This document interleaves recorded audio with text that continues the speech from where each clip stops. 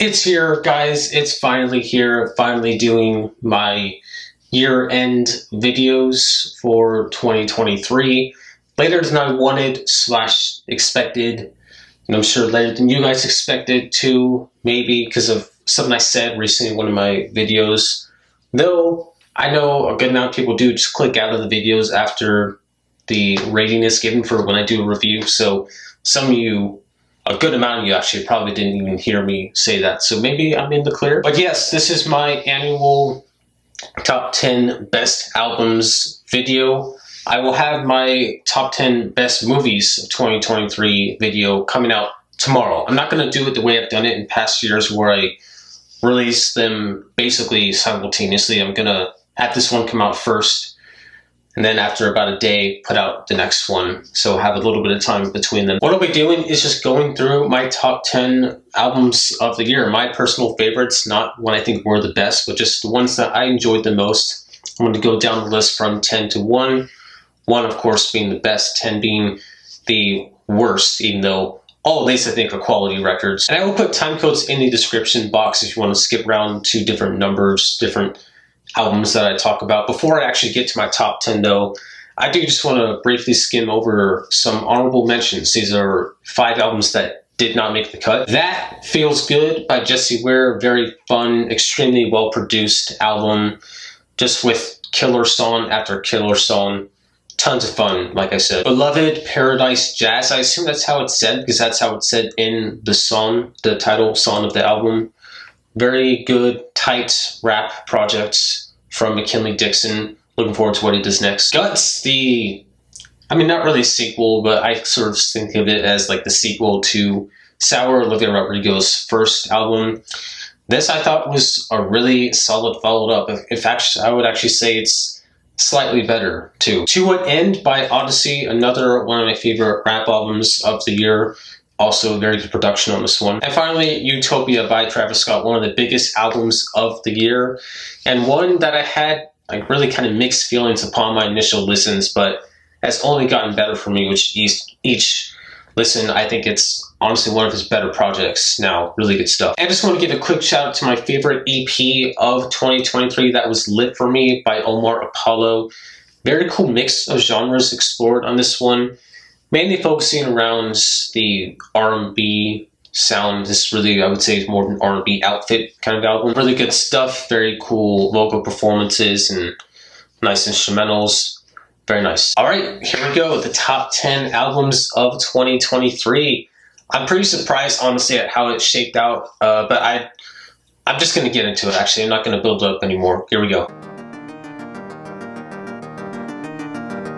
But here we are. That actually would have been a funny way to start up the video, just saying that.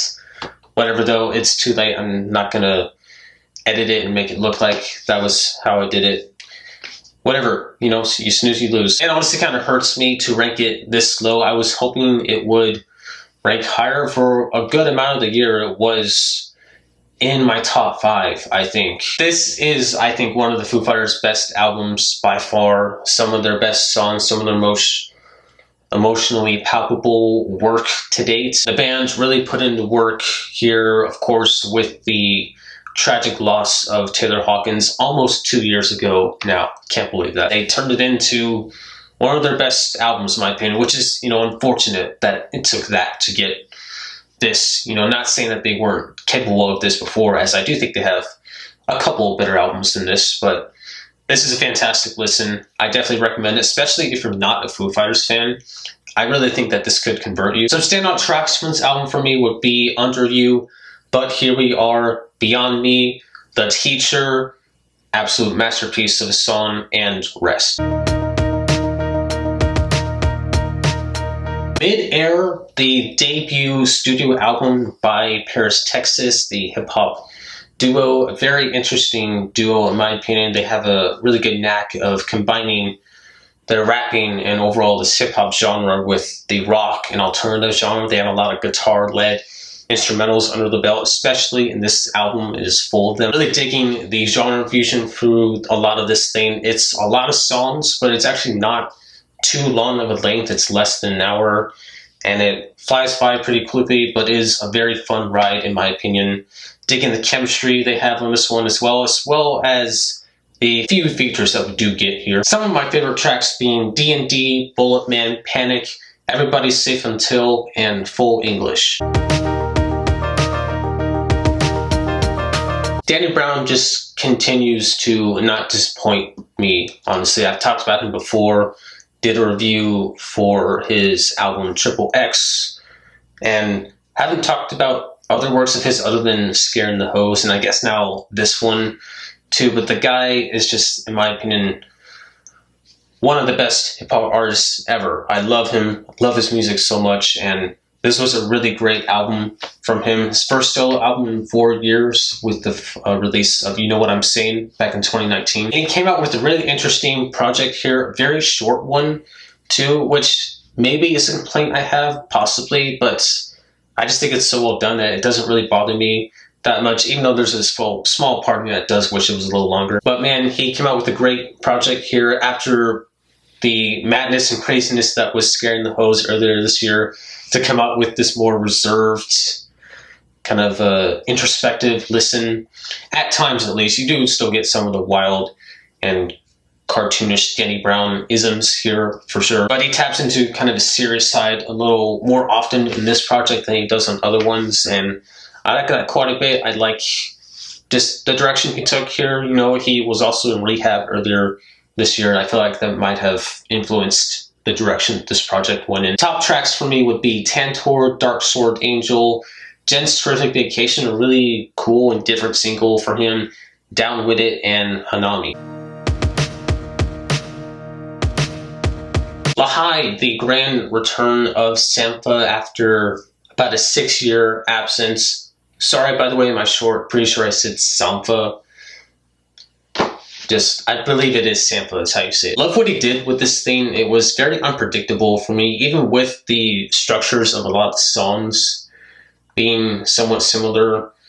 It still just kept me guessing what was going to come next, too, which I think is a really great compliment. You know, I'll pat myself on the back for that. It's very tough to do something like that. His singing is just excellent throughout this whole thing. Gosh, he is probably one of my favorite singers working today. Love his voice. And the way he was able to implement a lot of electronic influence into these R&B and soul ballads throughout the project, I thought it was very tastefully done too. My favorite tracks from this would be Stereo Color Cloud, Dancing Circles, Suspended, Can't Go Back, and Evidence. Boy Genius coming out with a new album this year. Julian Baker, Phoebe Bridgers, Lucy Dacus making up this outfit. Basically the indie gods of the modern era. Obviously some sarcasm there, but very beloved artist, or beloved artists, I should say. I'm a sucker for this kind of indie rock, indie pop, softer kind of music. These ballads, guitar strum songs. I like it. I like this sort of moody emo stuff. The louder emo stuff I like too, those rock bands, but honestly, I'm a little more attracted to this kind of music in that realm. And I like what they did here. All three of them, I think, contributed a lot to this album. And I like how we had songs on here where they each individually got to shine, and songs that would show just how well they all work together too. Really good showcase for these artists, I would say. And the fact that it was super popular too is great. You know, I've heard several of their songs on different radio stations a lot lately, especially Cool About It. I keep hearing that one, which is interesting how that's become sort of the radio hits, but I like that song, so I don't get it. Some of my favorite songs from this would be $20, Emily, I'm Sorry, True Blue, Not Strong Enough, and Satanist. Did you know that there's a tunnel under Ocean Boulevard? No, I didn't. Lana Del Rey coming out with a monster of an album, nearly 80 minutes long, this thing is. And that was an issue for me early on, the length of its early listens for me. But this really just started to connect with me more that I listened to it. I kind of actually enjoy it for the same reasons of the previous couple of albums that I've mentioned on here, maybe even the previous few, even counting Danny Brown. album. I just liked a lot of chill music this year, and this does kind of fit into that category. Lana really just killed it on this album for me, going balls deep into the Americana folk piano penned tunes that she's done over the course of her career, but never, to my knowledge, really on a full-length album, and it works very well here. Some of my favorite songs of the entire year came on this thing. Some of my favorite features of the entire year came on this thing too. Some of my favorite vocal performances. Her voice just has never sounded better. Beautiful album, beautiful listen, loved it. Some top tracks off this would be AMW, Candy Necklace, Paris, Texas, Let the Light In, and Margaret. Oh my gosh, Margaret. That song crushes me. It's really good though. Magic 3 by Nas. Nas and Hit Boy are becoming like this deadly duo, just casually dropping fire albums after fire albums. What is going on here? Magic 2 was really good as well, and the first Magic. I've been a huge fan of the series, and I think this is the best one of them all. I'm assuming and hoping that they're done. It's good to end a trilogy, if you ask me, when all the movies have been good. Well, in most cases, we'll actually see later on. I'm just not going to say anything, actually. They came through again with another really great project here. Nothing really too experimental, but just good, nice, solid hip-hop. Great beats, great rapping, great lyrics for the most part. A couple of songs I didn't care for, but the track like-dislike ratio is very high with this one. Nas is 50 years old and is dropping some of the best rap albums of the year. What a big flex that is. Top tracks for me would be Superhero Status, Never Die, Based on True Events, Jodeci Member, and Japanese Soul Bar. One of the best voices in country music to this day, Chris Stapleton, came out with what I think is easily the best country album this year, Higher. I'm not a big country music fan, if I'm just being honest. I dislike a lot of modern country music. I listen to country radio stations, and I just think a lot of it is not good. I listen to some new country albums that come out as well, and a lot of it I'm just really not that into. So Chris Stapleton, anytime I get to hear a new song from him, new album from him, it's just, yes, he's awesome. I think he's a great singer, a great artist, great writer.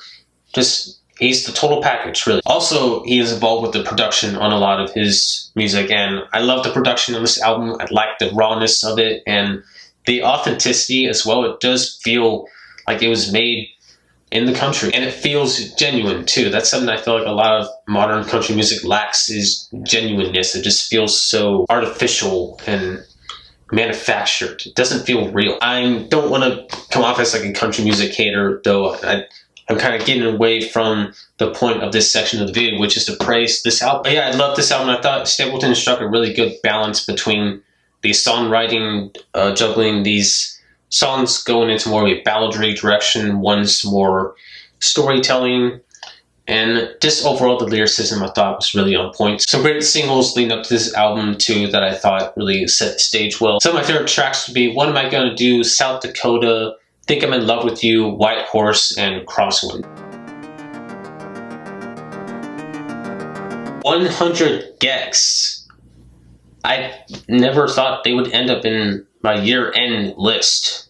I've liked them ever since I first listened to them, but just never thought they were that consistent of a group, really. Their previous studio album I thought was pretty hit or miss, and I did enjoy that one EP they came out with the year before, in 2022. The year before this one, I mean, before 10,000 Gex. So I was really surprised at how well this one worked here. I've had this thought in my mind ever since I first listened and talked about it with some other people. I really feel like this is a rock album. Before they had played with the rock genre, but really were more under the electronic hyperpop genre.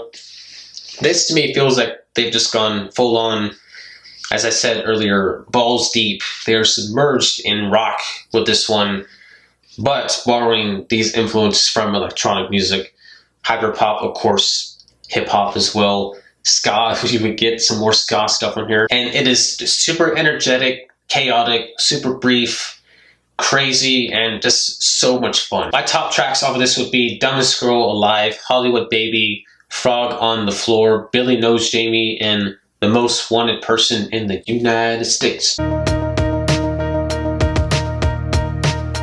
Is it really a surprise that this is my #1 album of the year? I don't know, maybe to some people it is, but for me, I felt like it would be from the second time I listened to it. JPEG Mafia, or as I like to call him, Peggy, and Danny Brown. I know Peggy, we're on a first name basis. Two of my favorite artists in hip-hop today, really ever, teaming up for an album.